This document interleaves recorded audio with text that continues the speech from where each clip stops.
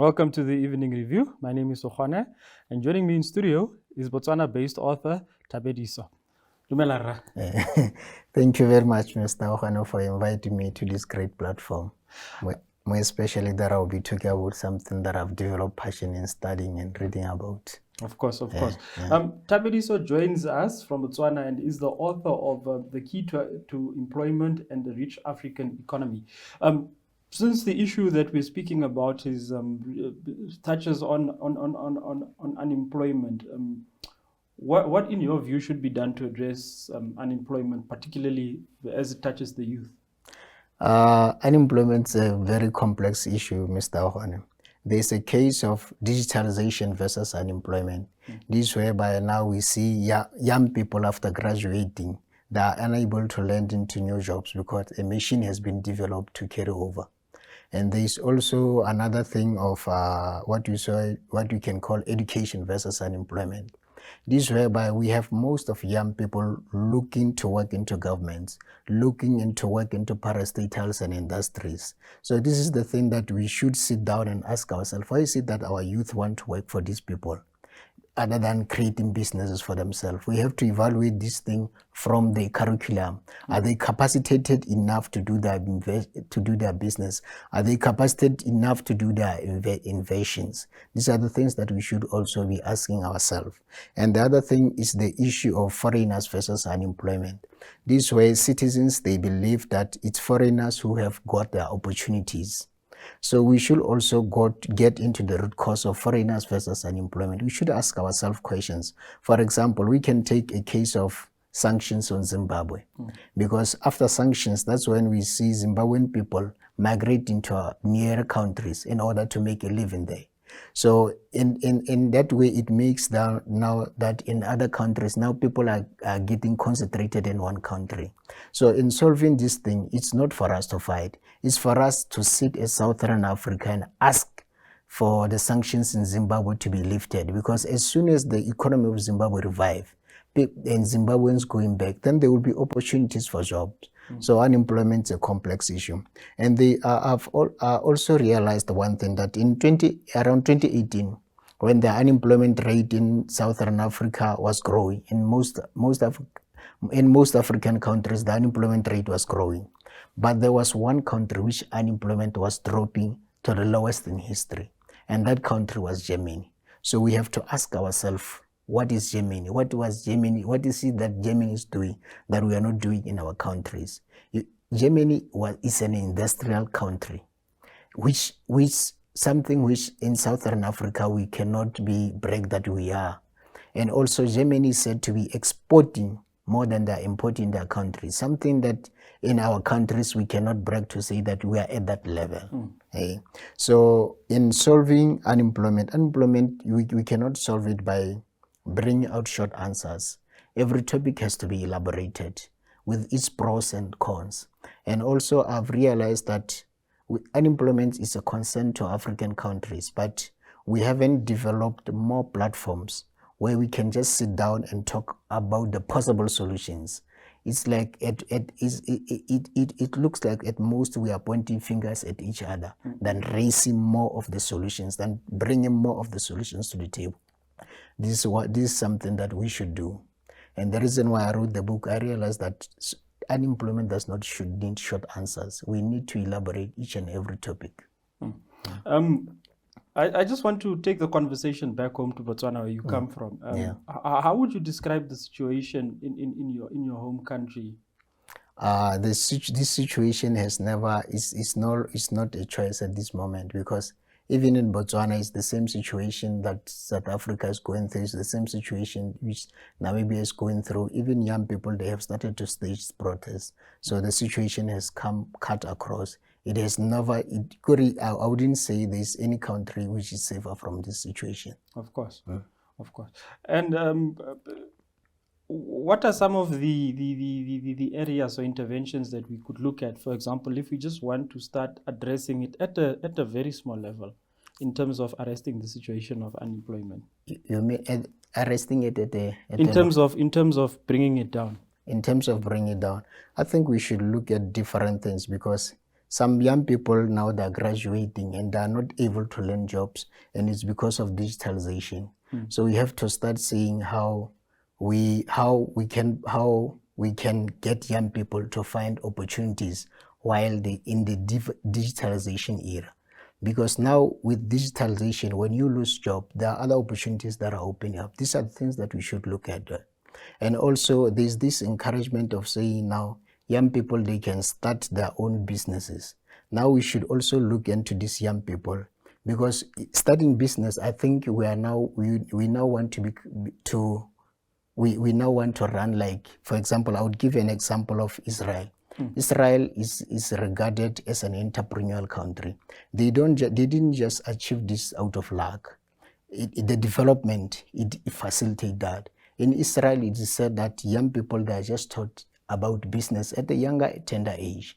And in that way, and we have seen that it has created and opened opportunities for them, because we have seen that they have now lot of startup companies in the American stock exchange. So these are the things that we should look at. At the beginning of the interview, you spoke about the education curriculum not dealing with the issue of building a generation of entrepreneurs. So, what do you think should be taught at the school level once a child enters the school system to the point that he finishes school? What are some of the things that you think could be included in that child's development? I believe one thing that controls the world, which money controls the world, but we are not taught about financial literacy at school. But the reason why we look for job is because we want to earn money. So at least if we can learn about financial literacy, we will learn about different streams of making income for ourselves, such that even though we can't find job, we can be able to use our talents and be able to create financial streams for ourselves through these talents. And also, we can also look at the issue of entrepreneurship being also brought into our curriculums, and making sure that now we graduate as business people, not only for us to go out and look for jobs. What do you think are some of the skills that young people like you and I should now be looking at to teach ourselves in order to ensure that we are not dependent on an employer, but can actually, or on the state, but can actually go about and build incomes for ourselves or livelihoods? The skills that we can read, of course, is financial literacy, is also about businesses. But in arresting the whole situation, we can see that but in arresting the whole situation, it will be best if these things are introduced in our curriculum. Because now if you are going to sit down and start maybe trying to learn about financial literacy and maybe trying to learn about entrepreneurship, of course it can change a bit, but there's that. But when you develop someone at a tender age, they begin to get smarter than when they learn this at their development stage. At the development stage, yeah. And then, do you think African countries, for example, now us here in the Southern African region, just from your experiences, do you think that there is enough support or enough space from the side of government to allow young people to go into business and actually grow themselves? Yeah, no, the thing with unemployment, this problem is growing at a faster rate than the solutions that we are putting in. So even if we can see what our governments are doing, the programs that they're trying to come up, but at the end of it all, these programs, they do not absorb each and every one. So we need to be radical on this issue. Being radical on this issue is like me with you sitting down and trying to talk about the possible solutions for this problem. Hey, so I believe that the governments are doing, but there is more that we should do. And also, we cannot only push this cries to the government only, because if we push it to their own table, I don't think we will be able to arrest the situation, because it's growing at a faster rate. It needs each and every one of us to be engaged on. Do you think that the young people have become too reliant on looking for jobs rather than creating their own opportunities? I believe our curriculum, if you can look at our schools, we are trained majorly on writing CVs than writing business plan. We are trained majorly on writing application letters than even pitching ideas to investors. So this thing on its own, we should ask ourselves, why is it that young people are looking to work in government, parastatals and other institutions? Because this is the upbringing that is there that has made us to be more learned in looking for jobs. Because if you have trained, if I'm trained well as an employee, then it can be hard for me to survive in an area of business which I have not been facilitated enough in. Thank you. We'll continue this break. We'll continue, We'll continue this conversation after the break. Do stay tuned. We'll be back shortly.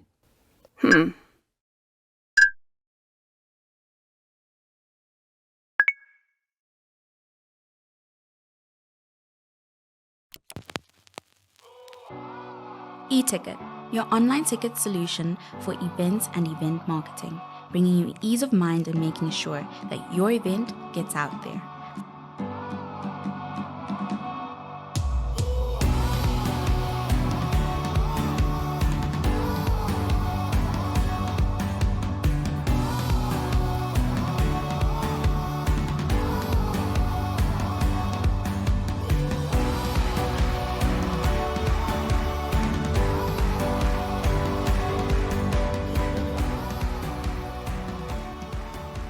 For more information, contact events@nmh.com.na.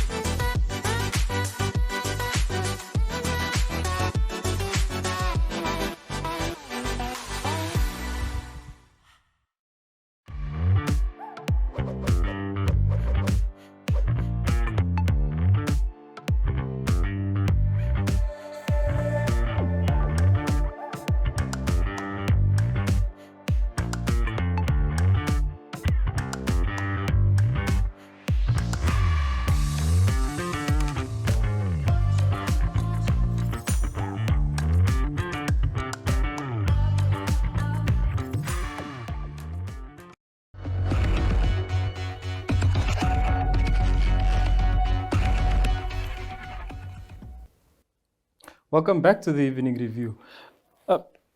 We're looking now at the issue. Obviously, unemployment is a concerning issue. What are the conversations that we should be having at the school level, at the university level, in our private spaces, when we meet as friends, at public forums? What do you think? What are some of the things that we should be talking about and looking at? I think at now what we're in our meetings, we should now talk about the economic models that our countries have, that we believe they could have been the challenges for in creating unemployment. We should also look at the challenges that our countries are now facing, which we believe they have accelerated the issue of unemployment. And we should look at the possible solutions to these challenges. I think we should also look at countries with lowest unemployment rate. Let's see how they have achieved that. We should also look at the issue of who this unemployment is affecting, because we tend to believe that unemployment is only affecting people who doesn't have jobs at the moment, whereas unemployment does not only affect those who doesn't have jobs at the moment. Even a guardian, someone who's looking after an unemployed person, it's a burden to them. So unemployment is a concern to them. We should also look at what unemployment would lead to, the effects of unemployment. And these are the things that we should be talking about.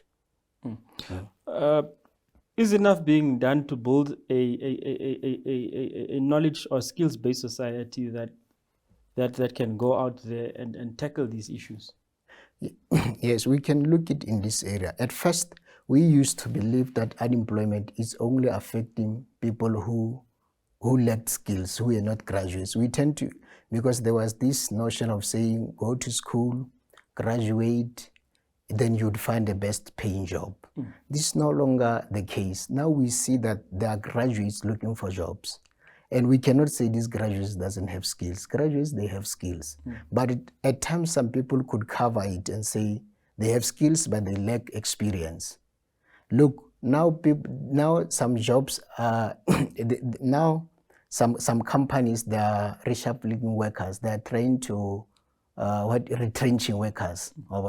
So these people who are retrenched, they have skills, they have experience, but they are finding it hard to get into, to land into new jobs. So skills is there. What we should now look at is, we should now see if this skills is relevant on the times that we have. Is it relevant on the digitalization era? That's the things that we should now look into. You keep touching on this issue of digitalization, and it's here to stay, and it's not something that we can necessarily wish away. How do we work around it now? Because we have to embrace it. Thank you very much for asking that. I think with skills and digitalization, maybe we can copy the model which China used. You know, when what China is doing now, at primary level, children are taught computers, and they are not only taught computers to use them. No, they are taught even problem solving on computers. They are taught programming, and because of that, we can see that even when in the era of digitalization, it's China that is spearheading digitalization. It's China which is not much respected on digitalization. So those are the things that we should now look at. Is our young men capacitated enough to bring inventions through digitalizations? And we should also look at now, at the jobs which digitalization is making them irrelevant. Then look into the policies and say, because now these jobs in the future will no longer have this kind of jobs. So now how do we change our policies? How do we change our programs at university level? How do we change our programs at even the primary level in order for us to stand a better chance when in the era of digitalization? We speak of digitalization, but when we look at the case of Africa, still largely underdeveloped, and there are still industries that show potential for development, that show potential to absorb people, one of them being agriculture. We have it in mining and even the fields that artisans are involved in. Do we do enough to ensure efficiencies in those sectors to be able to absorb people that are unemployed? We can say that way, to say, like, look, at first we believe that manufacturing and agriculture were the kind of industries that needed more manpower. But look around, even though it's taking time with digitalization, now we can see that now in agriculture, even when to plow, you can see that now we no longer use those stone era machineries where it will require 300 people for them to maybe plow a 1,000 hectare farm. Now there are machineries. The tractors, they don't even need drivers. They just have softwares. So you can find out now a job for 300 people is taken by those machineries. So I believe the best time is now for us to find out how we position ourselves with digitalization. Even with manufacturing, so many companies now, they are finding, so many companies now, they are trying to find out now how they can introduce these softwares in their companies, in their manufacturing work. So digitalization is cutting everything. We can not only that, also what with digitalization is now doing, the marketing that was done by sales agent, we can now see it being done by computers. We can now see that there is AI. Now AI is not only AI. I realized something, that AI was now creating even work for some people. It was writing some stuff for other people. So that on its own, it's a threat to someone who studied journalist. it's a threat to someone who studied accounting, because now there are softwares for accounting. What are the future industries we should be looking at? In which direction should we be pushing people into to ensure that once I graduate, or once I graduate, the likelihood of me being unemployed is low, or while I'm in school, I can at least look towards this field and say, well, there's a possibility I should at least try and take on this skill to ensure that my future is guaranteed. I think that was the mistake that we did, which could have accelerated unemployment. It's because we looked at some industries, or we looked at some other professions and say, this is where we're going to channel a young man. This is where we're going to channel our own people in order for them to stand a better chance to look for jobs. The skills now is, let's make sure that these young people are entrepreneurial. Because when you are entrepreneurial, you tend to be an innovator. Now, when you go out and find this a challenge, you can now think, or how do I work around this? You are now able, and also then also in our school curriculum, we should also promote talent. We should also promote young people to be able to use their talents, or their, I would say their talents, to be able to make a living after them. Okay. These are the things that we should now be promoting. We should look at the things which which it could take time for the computers to be programmed to carry them out. There's this notion that okay, fine, I'm not going to look for a job. I'm not going to send my CVs around. I'm going to try and establish my own business. But then there are always policy issues which limit young people from starting their own businesses and being able to create this. Could be related maybe to the cost of registering a business. It could be a tax-based issue. It could be acquiring licenses or certifications just to be able to conduct your business. Don't you think those things also put a limit young people to actively fend for themselves? I think we should take them one by one. The first one you mentioned. Sort of, just for example, the cost of registering a business, now going to the various ministries. You have let me address that. The cost of registering businesses, those costs are there, but it's very important for us to have those licenses, because a business has to operate with license. A business has to be legit. A business has to be known on what it's doing. And you also mentioned the issue of tax. Yes. Tax, tax is very important for the country. Let me give you an example. If you are running a business, the roads that you see here, they were made with the cost taxpayers' money. Yes. The technology, I would say the network technology, they were made through the taxpayers. So if now we say young people should not pay tax, it could also cripple a country, because that's how countries are able to make their own finances, or in order to speed up their development. So we cannot take them out. They are there as a challenge, but we cannot say let's move them out, because they are very important also for the country. You mentioned also another one.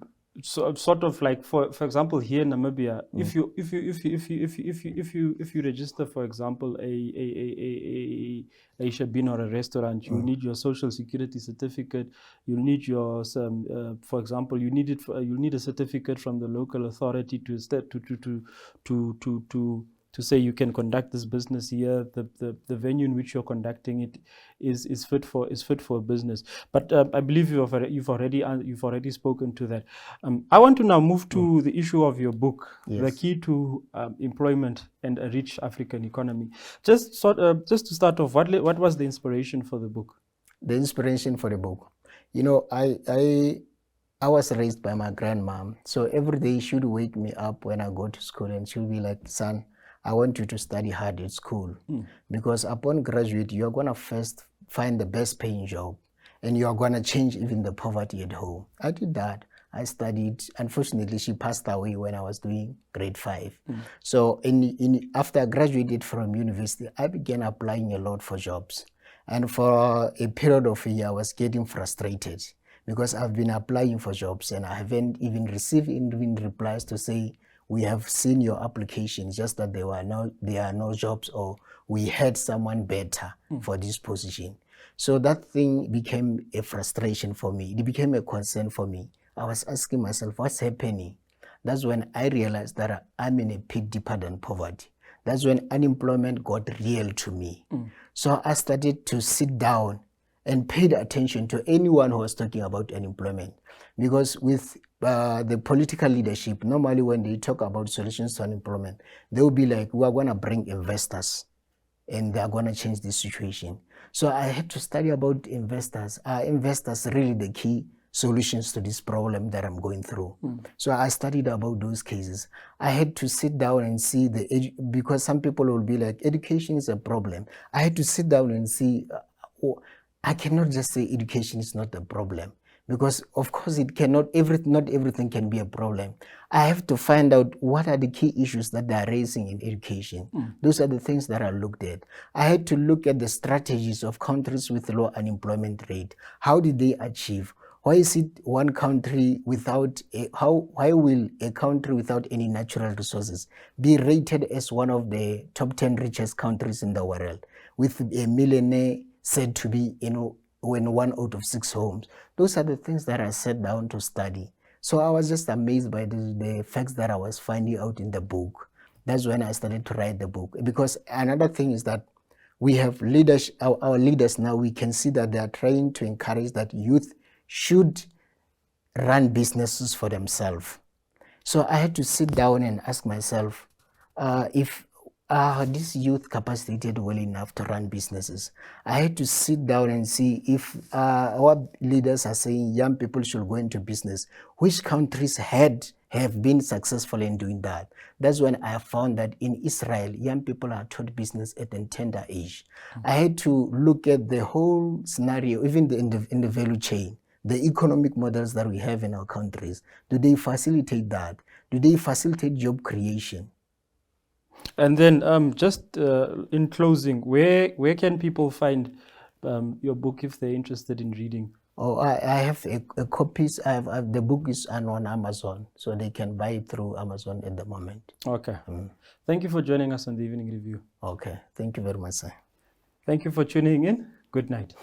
Okay.